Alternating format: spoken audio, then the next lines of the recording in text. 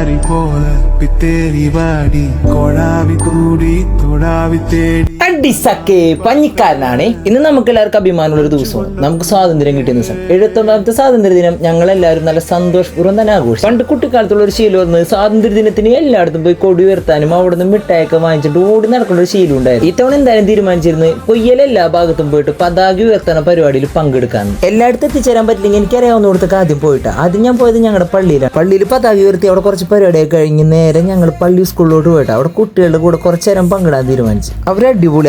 വ്യത്യസ്തരമായ ഡ്രസ്സുകളും അതിൻ്റെതായ കലാപരിപാടിയൊക്കെ ആയിട്ട് നല്ല രസമായിട്ട് ജോളിയായിരുന്നു മൊത്തത്തിൽ പരിപാടി. 79ാം സ്വാതന്ത്ര്യ ദിനത്തിന്റെ ആഘോഷം ഒട്ടും കുറവില്ലാതാണ് പൊയ്യക്കാർ ആഘോഷിച്ചേട്ടാ. എല്ലാ ഭാഗത്തും കൊടി ഉയർത്തലും അതിൻ്റെതായ രീതിയിൽ മധുരം കൊടുക്കലും ഭയങ്കര സന്തോഷമായിരുന്നു എല്ലാവർക്കും. ജാതിമത ഭേദമില്ലാതെ ആഘോഷിക്കുന്ന എല്ലാവരും ഒരുമിച്ച് സന്തോഷിക്കുന്ന ഒരു ദിവസമാണ് സ്വാതന്ത്ര്യ ദിനം. ഇതെല്ലാം കഴിയുമ്പോൾ ഞാൻ ഓൾറെഡി നേരത്തെ ഒരു പ്ലാൻ ഇട്ടിരുന്നു. ഞങ്ങളുടെ പൊയ്യൽ യൂത്ത് കോൺഗ്രസ്സുകാർ ഞങ്ങളുടെ താഴത്തുള്ള ഒരു പള്ളി സ്കൂൾ എന്ന് അറിയാൻ പറ്റില്ല, ഞങ്ങളുടെ കുറച്ച് കുട്ടികൾ പഠിക്കുന്ന ഒരു മനോഹരമായ ഒരു സ്കൂൾ. അവിടെ അവർക്ക് വേണ്ടി ഒരു നേരം ഒരു പായസമൊക്കെ സെറ്റ് ചെയ്ത് അവരുടെ കൂടെ പതാക ഉയർത്തൽ പരിപാടിയൊക്കെ ഉണ്ട്. അപ്പൊ ഞാൻ അവരോട് നേരത്തെ ചോദിച്ചിരുന്നു ഞാനും വന്നോട്ടെ. ഒട്ടും മടി കൂടാതെ അവരെന്നോട് പറഞ്ഞു നീ പോന്ന മോനെന്ന് പറഞ്ഞു. അങ്ങനെ ഞാൻ അവിടെ ചെന്ന് എനിക്ക് ഭയങ്കര സന്തോഷം പറഞ്ഞിട്ട് ദിവസം നമ്മ സ്വാതന്ത്ര്യ ദിനത്തിന് പല കാര്യങ്ങളും ചെയ്തിട്ടുണ്ടെങ്കിലും പലതും കണ്ടിട്ടുണ്ടെങ്കിലും ഇവരുടെ കൂടെ കുറച്ചു നേരം പങ്കിടുമ്പോൾ കിട്ടുന്ന സന്തോഷം അതെനിക്ക് പറഞ്ഞറിയിക്കാൻ അറിയാം. മനസ്സും കണ്ണും ഒരുപോലെ നിറങ്ങിയ ദിവസമായിരുന്നു. കാരണം അവരുടെ കൂടെ ഇടപഴകി ഓരോ നിമിഷങ്ങളും ഒരിക്കലും മറക്കൂല ജീവിതത്തിൽ. നമ്മൾ മനുഷ്യർ എത്രത്തോളം കിട്ടിയാലും നമുക്കെല്ലാം കുറവാണെന്ന് മാത്രമേ ചിന്തിക്കുള്ളൂ. ഇവരുടെ മുമ്പിൽ ചെന്നിട്ട് നമ്മൾ അങ്ങനെ ചിന്തിച്ചു കഴിഞ്ഞാൽ നമ്മൾ വെറും പരാജിതരാണ്. പക്ഷെ അവർ ജീവിക്കുന്നത് ഒരു സ്വർഗത്തിലാണ്. നമ്മൾ അവരടുത്ത് ചെല്ലുമ്പോഴും അവർ ഭയങ്കര ഹാപ്പി. പരാതികളില്ല, പരിഭവങ്ങളില്ല, എല്ലാവരുടെ സ്നേഹം മാത്രം. ഒരാളെ പോലും മാറ്റി നിർത്താൻ അവർക്ക് അറിയില്ല. ഇവരെ പൊന്നുപോലെ നോക്കുന്ന സിസ്റ്റർമാരും കൂടി ഉണ്ട്. അവരോട് കണ്ടുണ്ടല്ലോ നമ്മൾ ശരിക്കും ഹാപ്പിയാവും. സ്വന്തം മക്കളെ പോലെയാണ് അവർ ഇവരെ നോക്കണത്. സ്നേഹം മാത്രം പങ്കിടാൻ കഴിയുന്ന ഒരുപാട് പേരുണ്ട് ഇവിടെ. അവരോട് കൂടെ കുറച്ചേരം നിങ്ങൾ എന്തെങ്കിലും വരണോട്ടാ. ഞാൻ മൊത്തത്തിൽ ഹാപ്പി ആയിരുന്നു. എന്റെ കൂടെ വന്നവര് ഹാപ്പിയാണ്. അപ്പൊ എന്ത് പറയാൻ പഞ്ചക്കാരൻ പോണേ